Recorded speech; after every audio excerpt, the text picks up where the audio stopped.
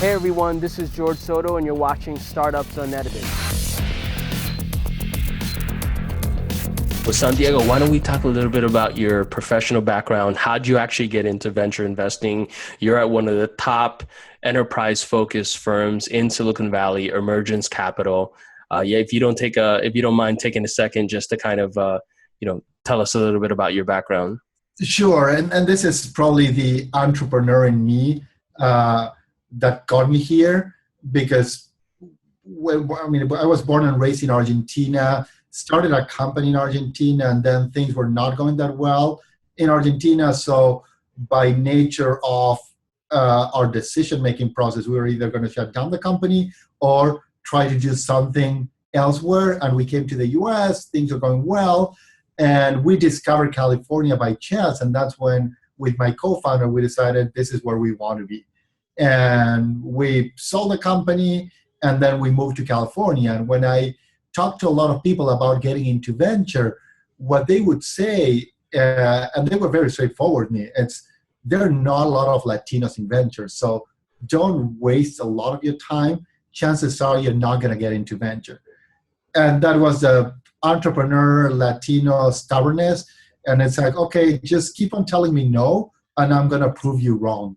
It's like I had conviction, and I kept on trying, and that's how I connected with Emergence.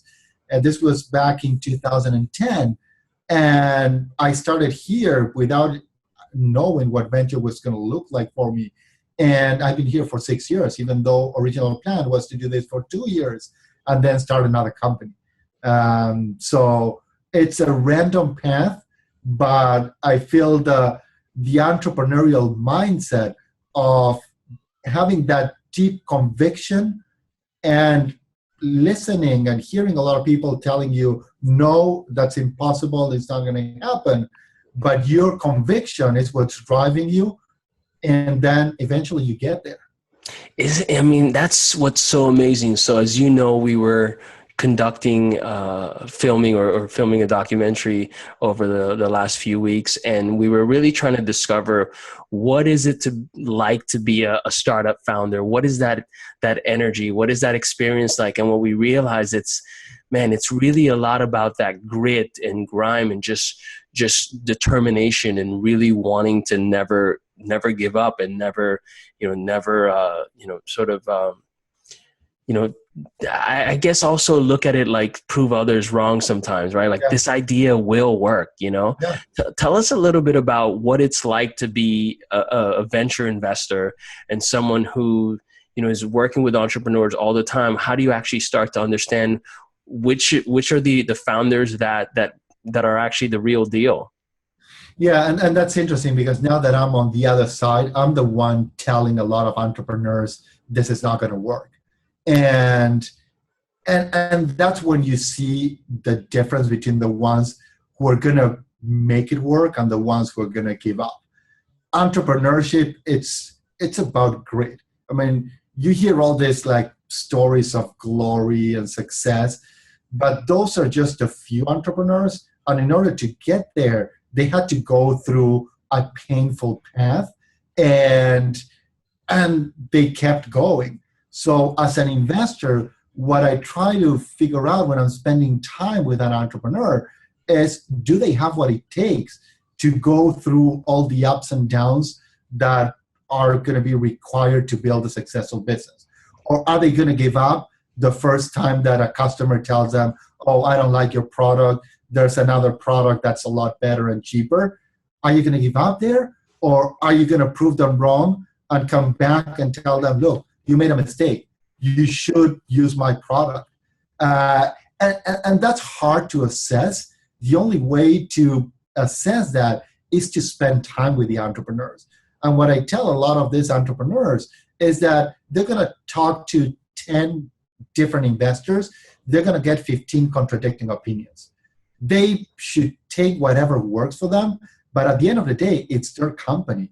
So it's up to them to decide what works for them and what's a conviction level that's going to get them to a successful company.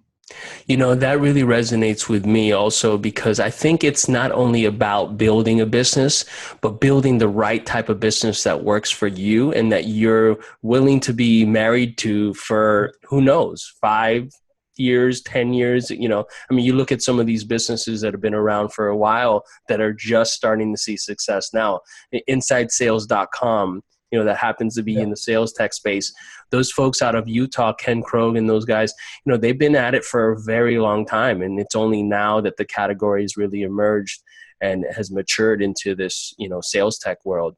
So that really resonates. What would you say to a founder who's really trying to determine what idea to focus on? Is it a matter of just looking at a couple ideas and picking one? Or how do you actually start to say as a founder, that's the one that I'm going to go after?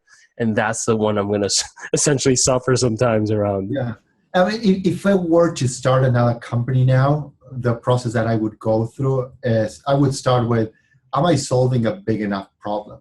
Something that's not just going to take me to $10 million in ARR, but is this a big enough problem that's going to affect every company in the world, given that we're enterprise focused? That's how I think about that. And then the second criteria that I would apply is, what if after 5 years of doing this fails? Would I still feel rewarded and happy about doing it, about trying it? Or would I feel, oh, this was just a failure, a waste of time, a waste of 5 years of my life? So it's that combination between the idea needs to be big enough, but then you need to love the idea. You need to be passionate about the idea, and you need to be willing to work hard through ups and downs, even if the outcome is not the outcome that you're expecting. How do you? Well, what I was going to say is, when I talk to entrepreneurs, I generally ask them the question, are you having fun doing what you're doing? And it seems like a superficial question, but I anticipate the reaction, because if you're not having fun, then it's not worth it. Yeah, absolutely. And how do you actually start to mentally prepare, right? And you know what I mean? Like, how do you mentally prepare for, this is going to provide me a number of variables that I'm not aware of.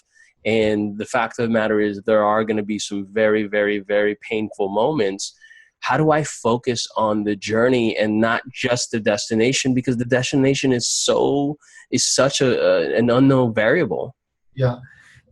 Something that a lot of people take for granted or underestimate is the mentorship that they can get from people that are not necessarily the top people in their category. Everyone wants to talk to the top 10 entrepreneurs in Silicon Valley, and they hope that they can get the best mentorship from them. Those people are busy. They have their own businesses to run, and they're probably mentoring a bunch of people. But then there are a lot of great entrepreneurs, even entrepreneurs who haven't been successful, that have a lot more value to add in those early days. Because when you're starting a company, you're not there yet. You're in the early stages. So finding those mentors in people who've been there, done that recently is extremely valuable. And those people are going to have extremely insightful recommendations, insightful questions, and they're going to spend the time that you need.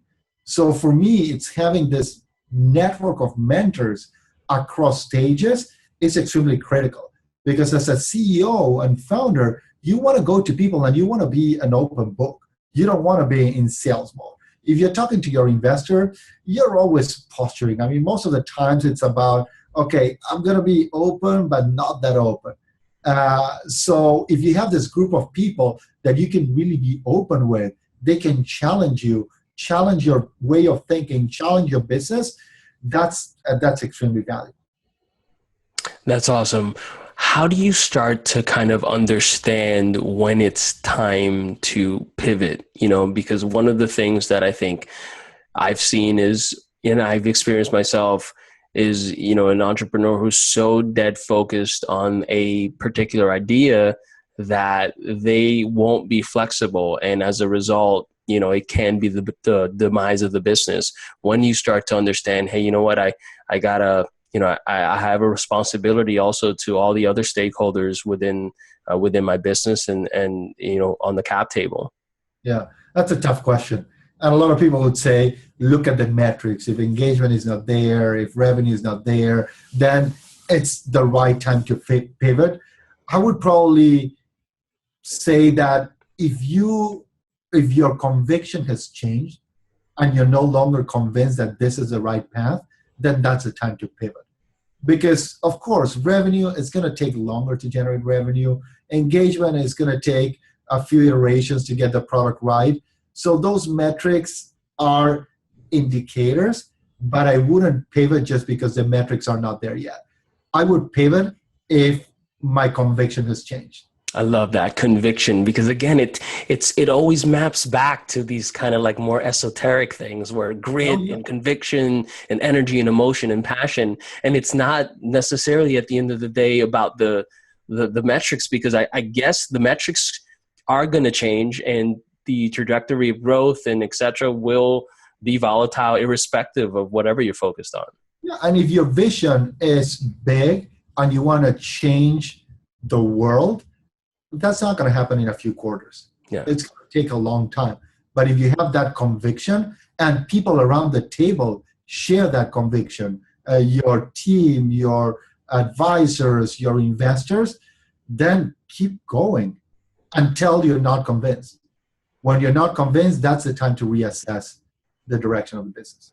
Now, Santiago, I have to ask, as a serial founder who's pitched, multiple investors over the years, I always scratch my head and I go, do they care about the idea or the team? And my personal opinion, just having been a tech entrepreneur over 10 years or so now, I just have to always go back and say it's all about the team. I mean, the products and the ideas don't end up mattering, I think, in my experience at the end of the day, because, even just a company that I'm involved with right now that I'm, a major, part of on the cap table, et cetera, I've seen them go through, 3 products already, and now they finally hit the product that is seeing the growth.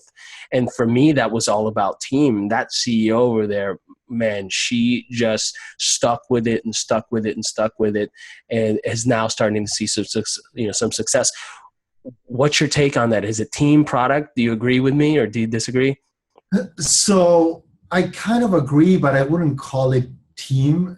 Generally, when I think about team, I think about the skills within that team. What's their history? Which companies were they involved with before they decided to start this company? For me, it's like, okay, let's take that a level deeper, and it's less about team and it's more about people. Who are these people? What's driving them? What keeps them up at night? Why are they doing this? If you're here in Silicon Valley, you could be doing a lot of great things. So why have you decided to do this? Is it just because most of your friends are in startups and you want to be cool? Or is it because you really believe that the world needs what you're building? So that's why for me it's people. And it's tough to assess that in one meeting. I don't think you can. So you need to spend time with people to understand what's driving them, what makes them tick. And vice versa, as a founder, you should spend time with your potential investors, because it's not investors, it's not money, it's not a firm, it's the people that you're going to be working with. Do you feel those people are going to give up on you the first time that you come up to a board meeting and say, I'm 40% below plan? What's going to happen? Or are you going to be able to call them with good news or bad news? Are they going to be your first call? That's a test that I would apply if I were raising capital. Do I feel this partner or this group of people are going to understand when I call them with bad news? And are they going to try to fix the business, or are they going to try to help me understand what I can do to make this better?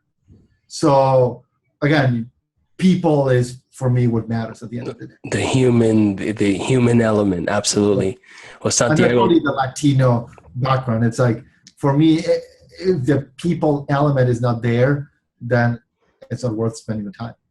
Absolutely. Well, thank you so much for your time. I really appreciate it. If people want to actually follow you on social media or reach you on any online channels, what's the best social channel to reach you? On Twitter, SSUBO, and just call me, stop by the office, send me an email, call, whatever works for you. I get my energy from interacting with people like you. So keep it coming. I mean, this is what I love doing. Awesome. Well, have a wonderful day. Thank you so much. Thank you. You too.